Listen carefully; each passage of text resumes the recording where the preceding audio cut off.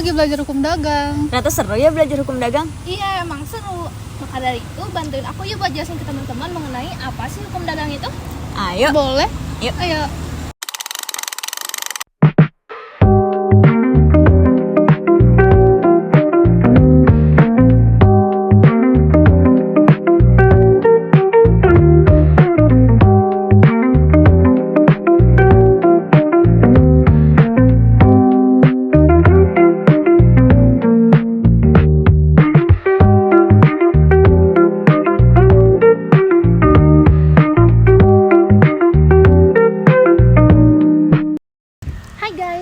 Kalian tau gak sih, setiap kalian beli barang, maupun yang kecil maupun yang besar, itu semua ada hukum yang mengatur.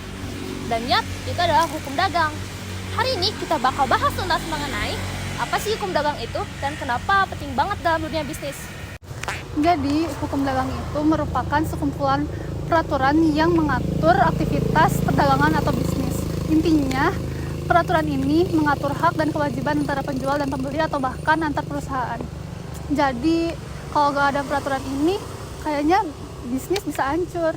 Nah, betul banget yang teman aku jelasin tadi. Misalnya kalian beli barang di toko online, kan ada perjanjian antara kalian dan penjual. Disitulah hukum dagang yang bakal bekerja. Kalau misalkan barang yang gak sesuai atau pengirimannya terlambat, hukum dagang yang bakal jadi penyelesaiannya.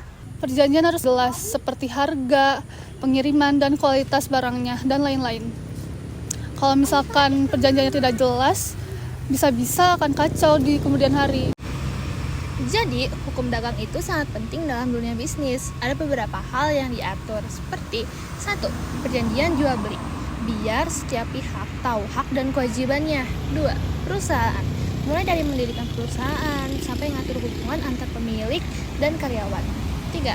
Surat berharga, cek, wesel, atau surat utang yang dipakai untuk transaksi. 4. Kepailitan, kalau perusahaan bangkrut, hukum dagang ngatur bagaimana cara penyelesaiannya. Nah, buat menghindari masalah yang tadi, hukum dagang ngatur gimana perjanjian antara kedua pihak harus dilakukan. Misalnya, kontrak harus jelas, harus ada kesepakatan antara penjual dan pembeli. Kalau salah satu nggak memenuhi janji, ada cara penyelesaian yang udah diatur, bisa lewat mediasi atau proses hukum.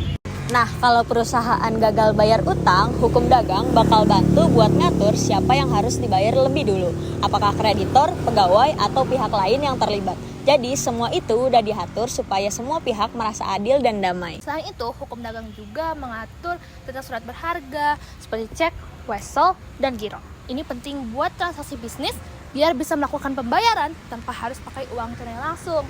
Semua surat berharga itu punya aturannya sendiri dalam hukum dagang. Misalnya kalau misalkan kalian terima cek dari klien, cek itu harus diproses dengan cara hukum dagang. Kalau misalkan enggak, nanti jadi masalah hukum loh. Oke, itu tadi penjelasan mengenai hukum dagang. Jadi kalian pahamkan kalau hukum dagang itu sangat penting untuk semua transaksi dan bisnis yang kalian jalani?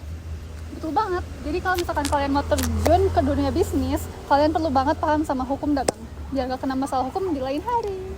Semoga video ini membantu kalian untuk lebih paham tentang apa sih hukum dagang itu. Jangan lupa untuk like, comment, and subscribe biar gak ketinggalan video yang bermanfaat lainnya. Bye-bye.